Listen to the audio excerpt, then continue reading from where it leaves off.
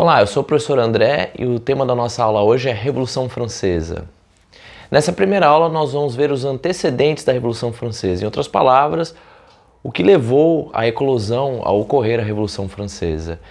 Quando a gente fala em Revolução Francesa, nós estamos falando de um acontecimento político que, apesar de ter ocorrido em um país distante do nosso, ele afeta a nossa sociedade. Então, se você já ouviu falar em todos são iguais perante a lei, todos nós temos direitos às nossas garantias e liberdades individuais. Se você já ouviu falar nesse tipo de coisa, esses direitos, essas estruturas sociais que nós temos atualmente, elas são oriundas da Revolução Francesa. Então, de certa maneira, o mundo ocidental que nós vivemos hoje, com certos pressupostos políticos, entre eles a garantia a liberdades individuais, a garantia à propriedade, a garantia à felicidade, por exemplo, esses direitos básicos do cidadão, foram conquistas da Revolução Francesa. Então, de certa maneira, nós podemos dizer que o mundo atual, a estrutura política do nosso mundo atual, ele se origina com a Revolução Francesa. Mas o que fez então, como era a França antes dessa revolução e o que levou a ocorrer uma revolução na França? A França anterior à Revolução Francesa, a França do século XVIII, era uma nação europeia caracterizada pelo antigo regime. Se você lembra um pouquinho da nossa aula sobre iluminismo, você deverá lembrar que o antigo regime eram essas sociedades europeias onde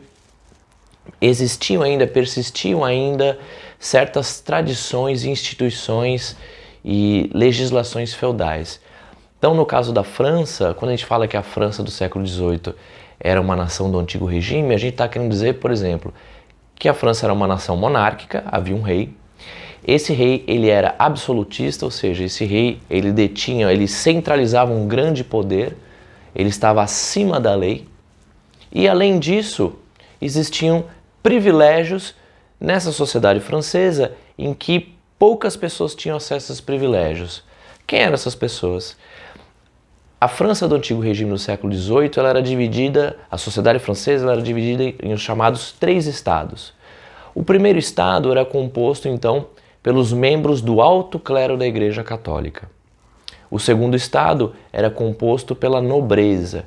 E no terceiro estado estava o resto da população: camponeses, trabalhadores urbanos, pequenos funcionários públicos, baixo clero da igreja, a pequena, média e alta burguesia. Ou seja, no terceiro estado você tinha um grupo de pessoas extremamente heterogêneo, que iam das mais pobres até grupos que possuíam um grande poder econômico como a alta burguesia. Mas, e aí que está a pegadinha, os membros do primeiro e do segundo estado, o alto clero da igreja e a nobreza, viviam num luxo, viviam numa corte próxima do rei, Luís XVI no caso, e eles não pagavam impostos. Toda a estrutura estatal da França, todo o governo e o luxo do primeiro e do segundo estados eram mantidos então pelo terceiro estado, ou seja, a maior parte da população sustentava os privilégios de um grupo diminuto. A França do século XVIII enfrentou uma série de crises econômicas que dificultaram ainda mais a vida da população do terceiro estado, responsável pela manutenção do Estado francês. Essas crises econômicas foram resultados das guerras que a França se envolveu, no caso, guerras contra a sua arqui-inimiga, a Inglaterra. Estamos falando aqui da Guerra dos 7 Anos e a Guerra de Independência dos Estados Unidos, guerras que podemos dizer até que a França, de maneira geral, saiu vitoriosa, mas que tiveram alto custo financeiro, que, como nenhuma guerra é barata. E esse custo foi bancado pelo terceiro estado. Além disso, o século XVIII foi marcado por péssimas colheitas, consequência das técnicas agrícolas primitivas. Essas péssimas colheitas encareceram ainda mais o custo de vida dos trabalhadores franceses. Pois bem, tudo isso culmina no ano de 1789, quando uma grave crise econômica estoura na França, resultado dessa má administração absolutista do rei Luís XVI, da manutenção dos altos custos e o luxo do primeiro e do segundo estado e da crise econômica advinda das guerras.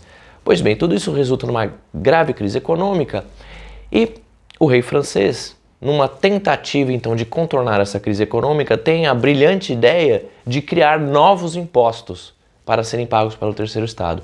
Mas para a criação desses novos impostos era necessário que houvesse uma votação em uma assembleia muito específica. conhecida como a Assembleia dos Estados Gerais. Essa Assembleia é convocada e essa Assembleia funcionava da seguinte maneira: os membros do primeiro Estado, o alto clero, tinham direito a voto. Os membros do segundo Estado, a nobreza, tinham direito a um segundo voto. E o resto da população, que era a maior parte da população, cerca de 90% da população, tinham direito também ao voto, no caso do terceiro Estado. Então veja só como funcionava.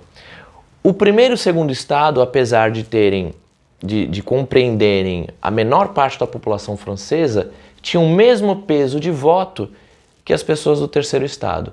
Ou seja, nessa Assembleia dos Estados Gerais, o clero e a nobreza sempre se uniam e sempre venciam o terceiro Estado por 2-1.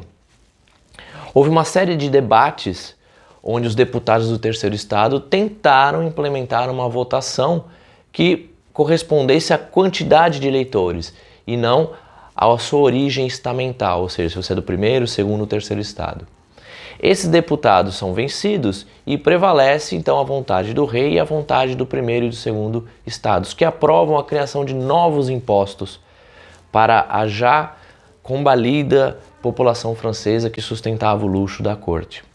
A criação desses novos impostos acaba sendo estopim da Revolução Francesa. Isso gera uma revolta gigantesca na população parisiense, que acabam tomando armas de um quartel francês e acabam tomando a prisão da Bastilha. A queda da Bastilha, portanto, é considerado pela historiografia tradicional como o início da Revolução Francesa.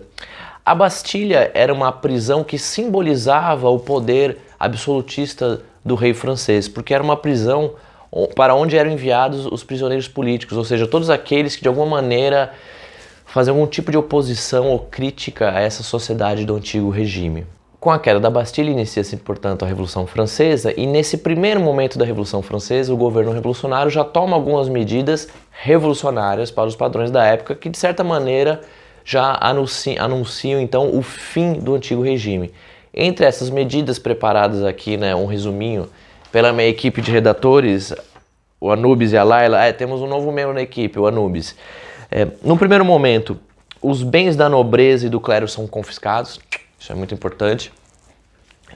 Muitos membros da nobreza e do clero, ao início dessa revolução, com medo, fogem da França, esses bens são confiscados, tornam-se propriedade estatal, são abolidas esses privilégios do primeiro e do segundo Estado, são confiscadas muitas propriedades da igreja e o mais importante, em 1791 é feita a Declaração dos Direitos do Homem.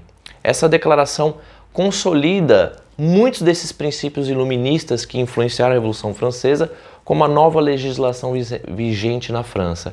Entre eles nós podemos destacar o direito à liberdade individual e o direito à propriedade. Então vejam só que a Revolução Francesa, de início, ela já traz consigo anseios da burguesia.